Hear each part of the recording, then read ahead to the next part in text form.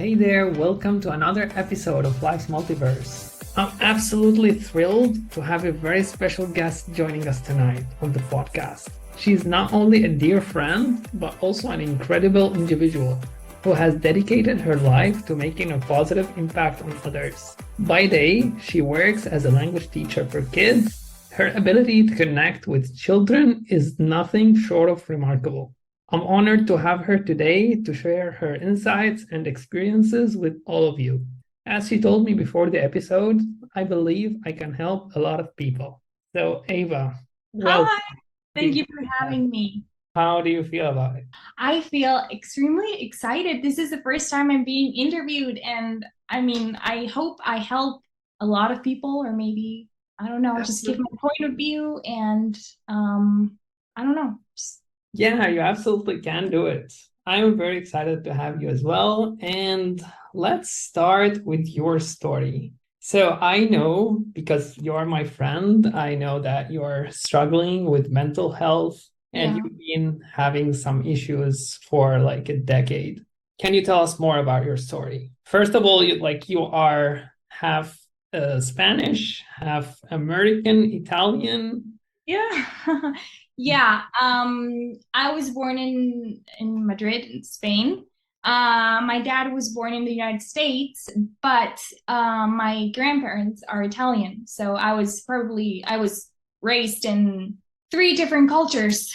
And well, my story, I've always been a very nervous girl. Like I always tend to have negative thoughts about things. So of course, that always made me very, very nervous. The fact that I can't control things gives me anxiety. But well, it was like it became a real struggle when I was 17. I was in my last year of high school and I got a pretty serious knee surgery. But I had to pass high school. I couldn't just stay at home and just recover. I had to go to school because here in Spain, the educational system is not very like they don't care about your health. You have to go to school no matter what. So I went to school with on a wheelchair basically because I couldn't skip it. So yeah, I started to have anxiety because I didn't feel well, and people were asking like, "Hey, you need to pass, you need to study," but I didn't feel well, and I was never a good student at all until I started university because that's when I started liking what I studied. So for me, like the fact that I had to do something that I was not able to do and taking care of my health as well gave me a lot of anxiety. So I started to sleep terribly. I woke up like at 4 a.m. and I couldn't go back to sleep. I couldn't, you know. My eating was terrible. I started taking amphetamines to deal with the day, basically, to have energy to go to school, basically. Yeah, I And understand that this is a lot to deal with, especially in this young age. Like you were 17, I 16. was 17, yeah. Yeah, and you're now 26, right? Yeah. This is a very young age to deal with such problems, but I think you're doing great surviving.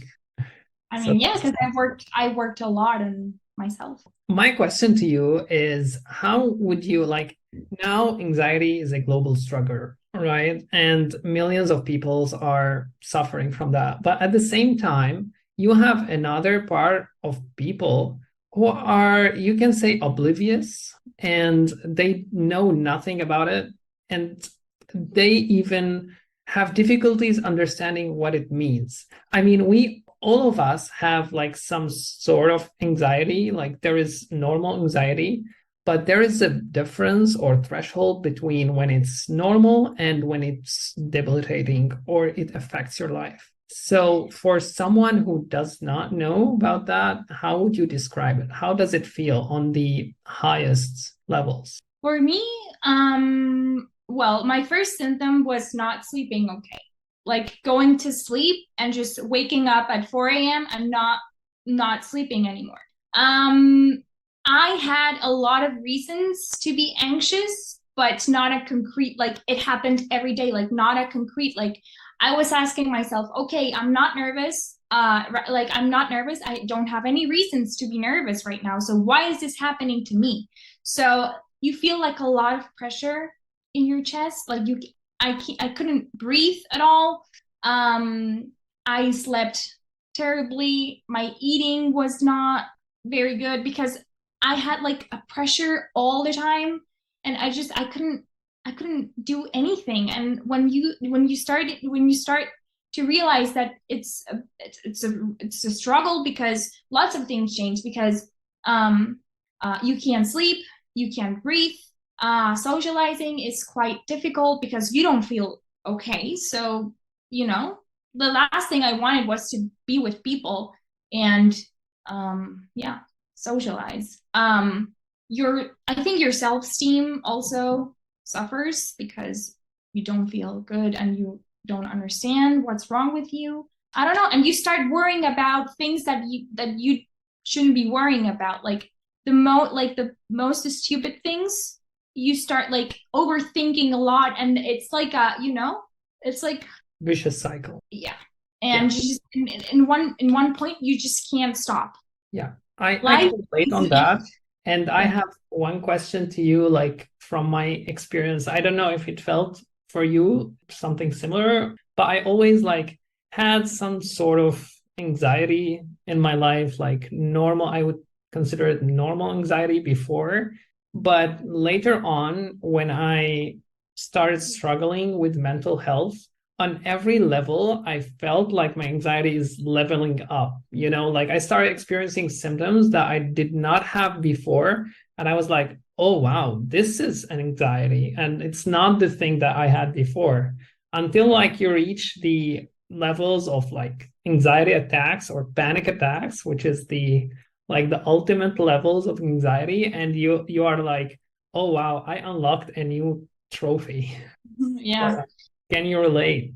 Yes. I mean, I think I've never had a panic attack, like a very strong panic attack. I realized that I had a problem when I started, worrying about things that I shouldn't be worrying about. Like, I don't know, maybe I did this wrong and they are going to think that and just everything made me anxious. And my I just couldn't keep going. Yeah. And where do you feel that in your body? Like, do you feel it somewhere in your body? In my chest, basically, and my stomach suffers a lot. Like when I'm nervous, my stomach hurts or I can't eat.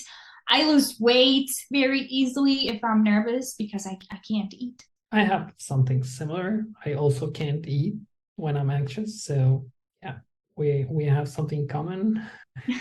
And okay, something else I wanted to ask you is like you've been dealing with that for 10 years now, right? Yeah. So you've had a lot. And for sure, since you are here with us talking normally, you are keeping things under control. And I was wondering, what are some strategies that you follow to deal with anxiety? How do you usually soothe it? What have you tried in general? What worked and what did not? Okay. For me, the first thing was telling somebody I'm having the symptoms. Maybe sharing what you feel makes you feel better because when you start having this kind of problems, the first thought that you probably get is, am I crazy? What is wrong with me? So for me, sharing it was very, very, I felt very relieved. And then, first of all, you have to understand what's wrong with you, and then just, work on it. For me, for example, sharing my thoughts is it's very helpful. Um, Doing something that probably helps me to keep my energy under control, going for a walk or swim or Distracting myself is very helpful as well. I'm with music or with TV show or something like that. But for me, the most relieving thing is share it and let others help you and guide you. And by sharing here, do you have someone in particular in mind? Do you prefer like family or friends or? I go to therapy. Of course, family and friends can help, but sometimes you need someone objective who helps you. I mean, family and friends are great, but at my point, I needed something and someone objective who could really help me because family and friends, okay, they're great, but their most common like reaction is to say you don't have any reason to feel like don't be sad, Right. don't be why are you feeling, I mean, and it's very important for people who don't have anxiety to understand that it's something that we can't control. It just happens. Right, right. And people like I had this exact same experience where my friends tell me like just don't do it. Like just don't think like that. And I was like, it does not work like this. Yeah, exactly. So you've been to therapy and you are doing therapy for how long now? I've always like, I've always went to therapy since I was like, I don't know, 9. But like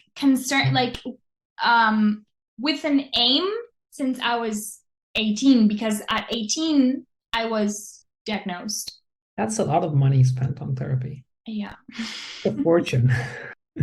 Um, Yeah, I mean, I have an incredible mother who did everything she could for me and my sister, and I'm very lucky to have her. And yeah. And do you think it works? Because, as I said, it is something I experienced as well with therapy. I was hesitant and reluctant to start because it's a financial burden. It was like expensive. It's like, 80 euros maybe per session. And I was wondering, is it worth it? So, what do you think? And Yeah. what is your thought on therapists in general? How should you pick your therapist? I mean, I always say that your therapist is like your wife or your husband because it's for me, my therapist is like my second best friend. She knows everything about me. So we need to connect, right? You need to feel okay. You need to feel comfortable with her or him. Um, it's quite difficult. Like you just keep trying until you feel okay, but don't let it go because people are concerned like, oh my god, if I go to therapy then I'm crazy, and people are going to say, oh my god, he or she goes to therapy, oh my god, he or she's crazy. No, no, no, like it's a health problem. I mean, if you have a headache, what do? You go to the doctor, right?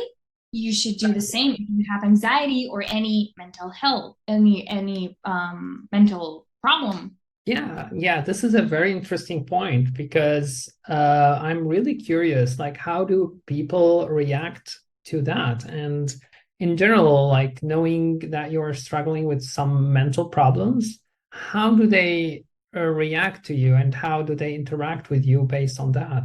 Um, I'm very picky. I mean, I'm a very picky person. I know who to trust. Like obviously, I don't go to the street and say, "Hello, I'm Eva. I have anxiety. Hi, nice to meet you." No, no, no, no.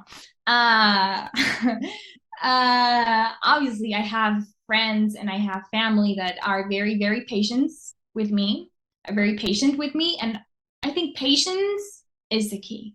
Right. Patience So is the they, key. how long did it take them to understand that it's not like a switch, you could turn it off in one click? Probably it's been gradual because nowadays dealing with the mental health problem is quite common.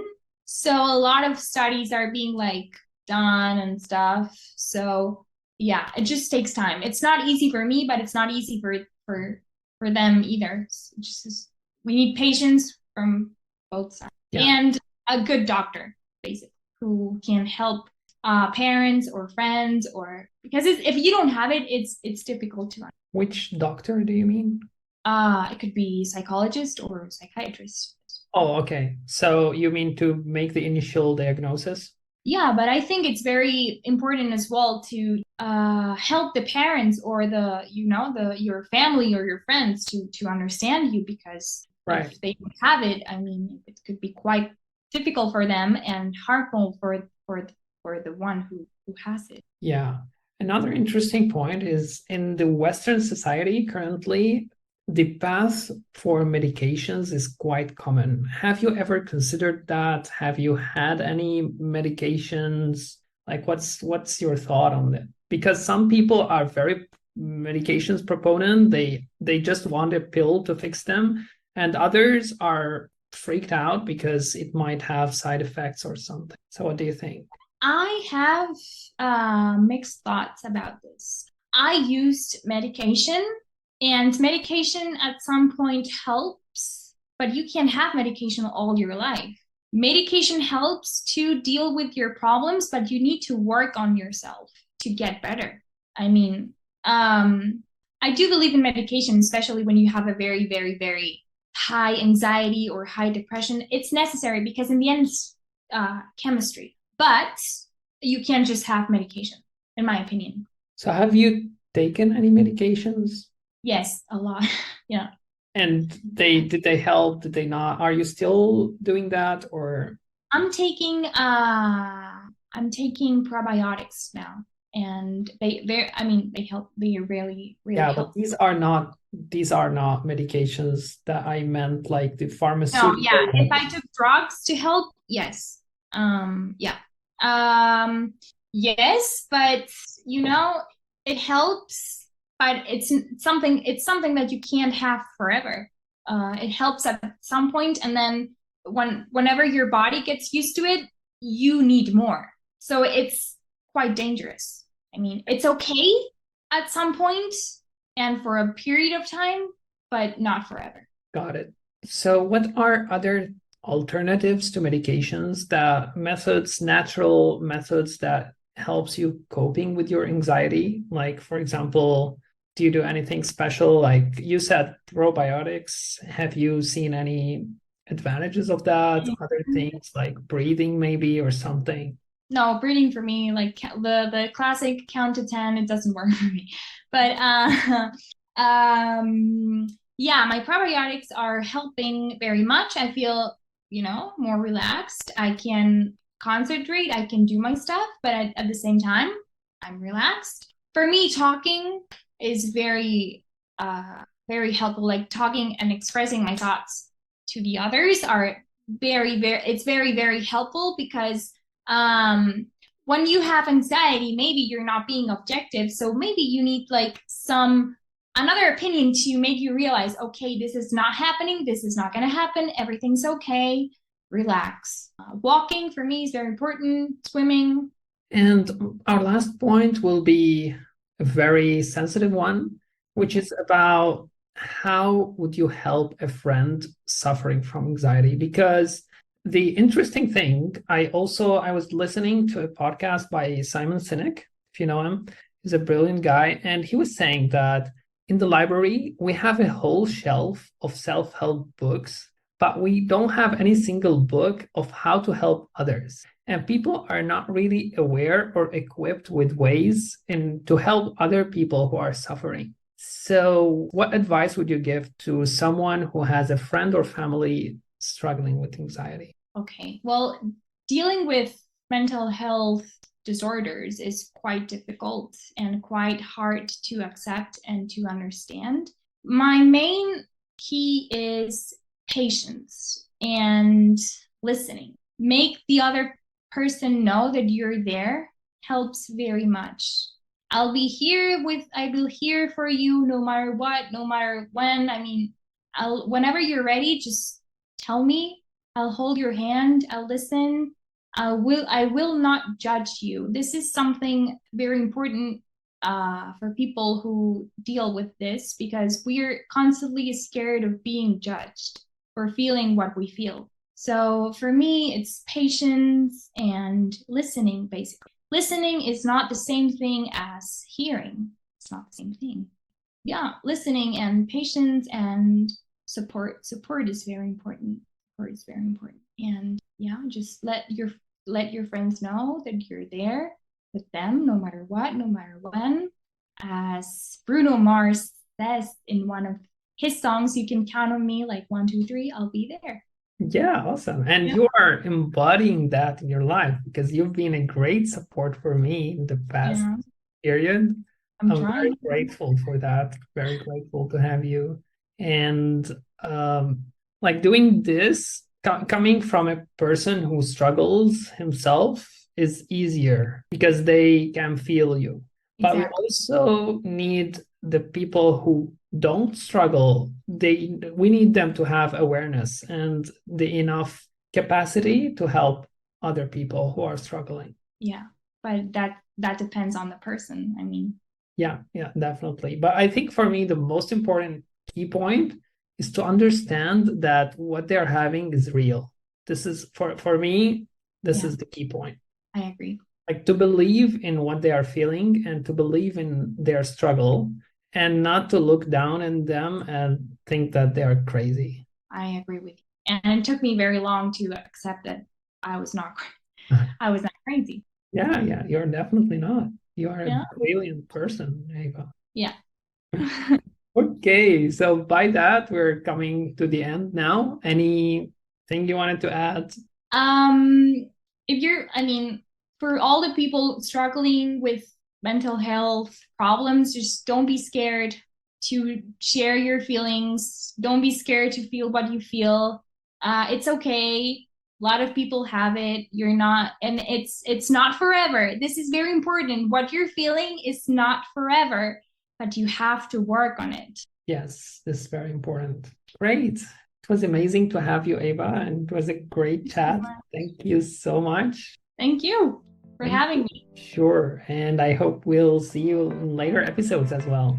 Oh, that would be great. Thank you. And I hope the people who are listening found something useful in this conversation and some key takeaways that they can apply in their own life, both to help themselves and help others. And thank you so much for everyone who's listening. I can't wait for your feedback. Until the next time.